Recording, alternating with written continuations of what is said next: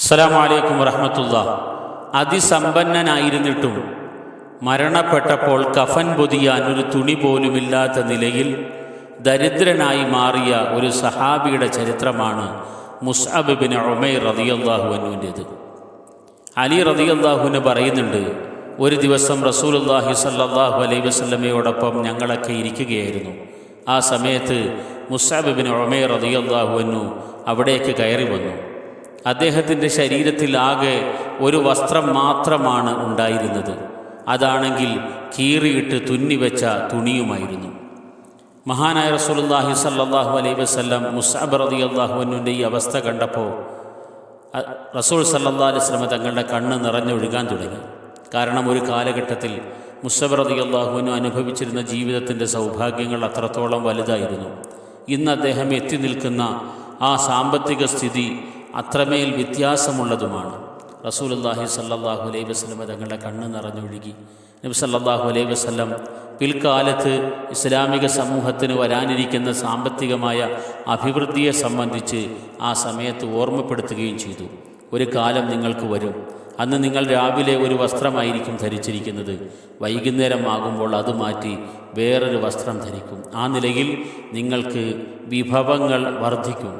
അതുപോലെ ആഹാരം കഴിച്ച് ഒരു പ്ലേറ്റ് നിങ്ങളുടെ മുമ്പിൽ നിന്നും എടുത്തു മാറ്റുമ്പോൾ മറ്റൊരു പ്ലേറ്റ് നിങ്ങളുടെ തീന്മേശയിലെത്തിയിട്ടുണ്ടാകും. ഇങ്ങനെ സമൃദ്ധമായ ആഹാര വിഭവങ്ങൾ നിങ്ങളുടെ മുമ്പിൽ ഒരുങ്ങും. അതുപോലെ യഥേഷ്ടം മാറി മാറി ധരിക്കാനുള്ള വസ്ത്രവും സംവിധാനങ്ങളും നിങ്ങൾക്കുണ്ടാകും. അതുപോലെ ഇന്ന് കഅബയ്ക്ക് വിരിയായി ഉപയോഗിക്കുന്നിടത്തോളം വിലപ്പെട്ട വസ്തുക്കളായിരിക്കും നിങ്ങളുടെ വീടുകൾക്ക് വിരിയായി നിങ്ങൾ ഉപയോഗിക്കുക. അത്ര വലിയ സാമ്പത്തിക പുരോഗതി നിങ്ങൾക്കുണ്ടാകുമെന്ന് നബി സല്ലല്ലാഹു അലൈഹി വസല്ലം പറഞ്ഞു. ആ സന്ദർഭത്തിൽ സഹാബാക്കൾ ചോദിക്കുന്നുണ്ട്, നബിയെ, അപ്പോൾ ഞങ്ങൾക്ക് വേറെ ജോലികളൊന്നും ചെയ്യാതെ ഇബാദത്തുകളിലായി സൽക്കർമ്മങ്ങളിൽ മാത്രം മുഴുകി ഞങ്ങളുടെ ജീവിതത്തെ ഏറ്റവും കൂടുതൽ ഉപയോഗപ്പെടുത്താൻ കഴിയുമല്ലോ? അപ്പോൾ റസൂലുള്ളാഹി സ്വല്ലല്ലാഹു അലൈഹി വസല്ലം പറഞ്ഞു, അങ്ങനെയല്ല.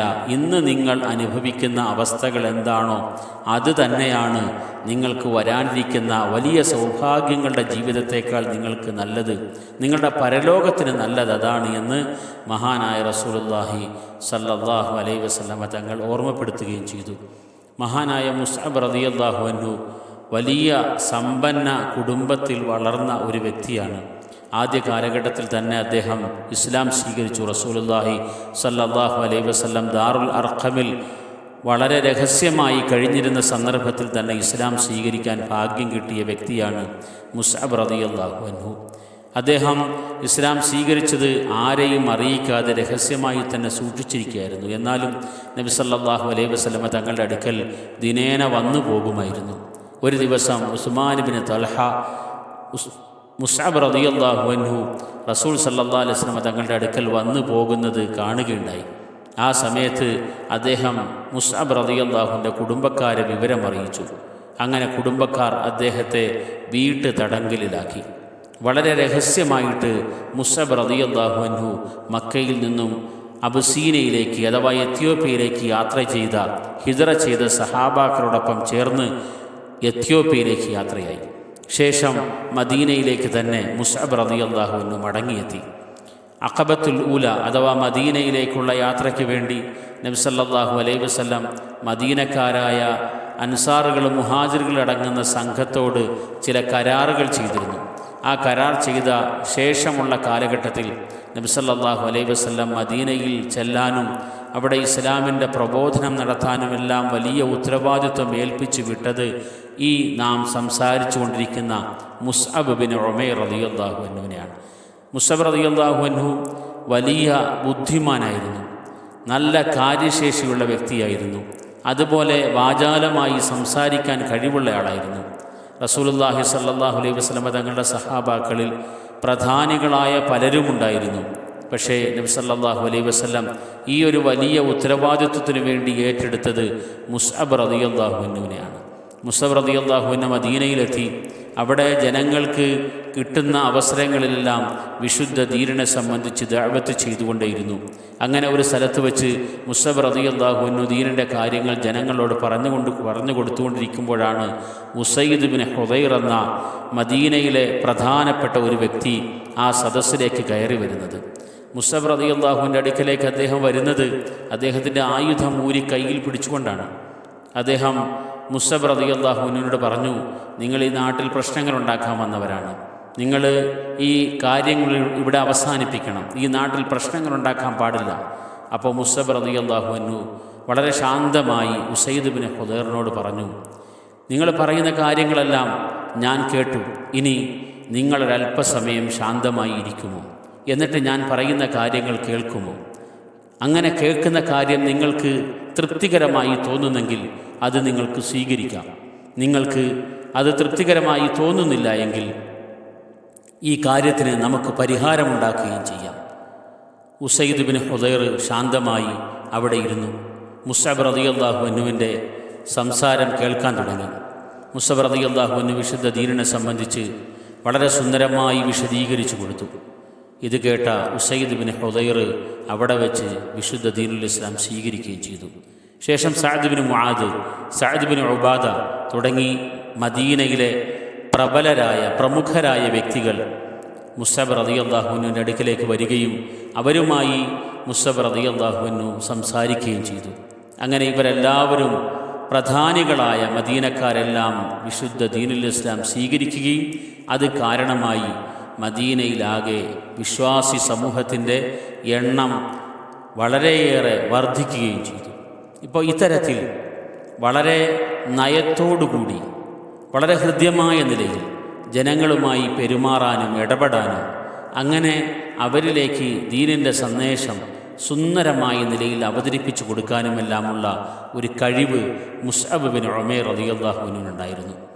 അതുകൊണ്ടാണ് റസൂലുള്ളാഹി സ്വല്ലല്ലാഹു അലൈഹി വസല്ലം അദ്ദേഹത്തെ തന്നെ ആ മഹത്തായ ഉത്തരവാദിത്വം ഏൽപ്പിച്ചത്. നബി സല്ലല്ലാഹു അലൈഹി വസല്ലം തങ്ങളോടൊപ്പം എല്ലാ കാര്യങ്ങളിലും എല്ലാ പ്രതിസന്ധി ഘട്ടത്തിലും ജീവിതാവസാനം വരെ ഒപ്പം നിന്ന ഒരു മഹാൻ കൂടിയാണ് മുസ്അബ് റളിയല്ലാഹു അൻഹു.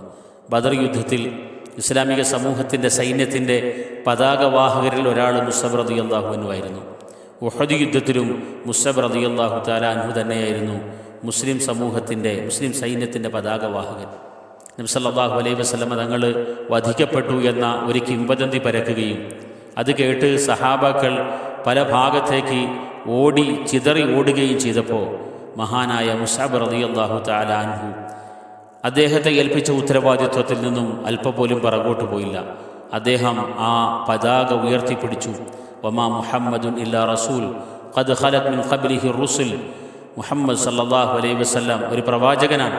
മുൻകാലത്തും പ്രവാചകന്മാർ വന്നു പോയിട്ടുണ്ട്. ആ പ്രവാചകന്മാർക്കെല്ലാം മരണമുണ്ടായിട്ടുമുണ്ട്. അതുകൊണ്ട് പ്രവാചകൻ്റെ മരണത്തെക്കുറിച്ച് കേൾക്കുമ്പോൾ ചിതറി ഓടുകയല്ല വേണ്ടത്. ആ പ്രവാചകൻ പഠിപ്പിച്ച അധ്യാപനങ്ങളിൽ അടിയുറച്ചു നിൽക്കുകയാണ് വേണ്ടത് എന്ന സന്ദേശം മഹാനായ മുസ്അബ് റളിയല്ലാഹു തആല അൻഹു ആ സന്ദർഭത്തിൽ ആ യുദ്ധക്കളത്തിൽ വെച്ച് തന്നെ നൽകിക്കൊണ്ടേയിരുന്നു. മഹാനായ മുസ്അബ് റളിയല്ലാഹു തആല അൻഹു ധീരമായി പോരാടി ആ യുദ്ധത്തിൽ തന്നെ ഷഹീദായി. അങ്ങനെയാണ് മുസ്അബ് റളിയല്ലാഹു അൻഹുവിനെ കഫൻ ചെയ്യാൻ സമയമാകുമ്പോൾ അദ്ദേഹത്തെ കഫൻ ചെയ്യാൻ വേണ്ടി തുണിയെടുത്തു. ആ തുണി കൊണ്ട് പൂർണ്ണമായും അദ്ദേഹത്തെ മറയ്ക്കാൻ കഴിയുന്നില്ല. അദ്ദേഹത്തിൻ്റെ തലയുടെ ഭാഗം മറച്ചാൽ കാലിൻ്റെ ഭാഗം പുറത്തു വരും, കാലിൻ്റെ ഭാഗം മറയ്ക്കുമ്പോൾ തലയുടെ ഭാഗവും പുറത്തു വരും.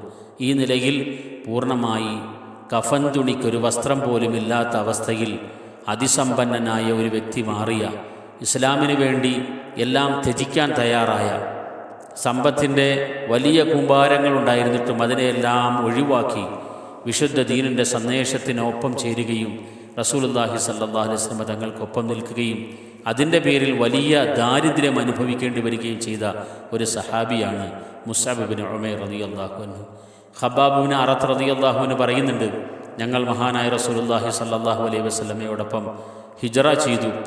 ആ ഹിജ്റ ത്യാഗപൂർണമായൊരു യാത്രയായിരുന്നു. സ്വന്തം നാട് വിട്ട് മറ്റൊരു നാട്ടിലേക്ക് യാത്ര ചെയ്തു.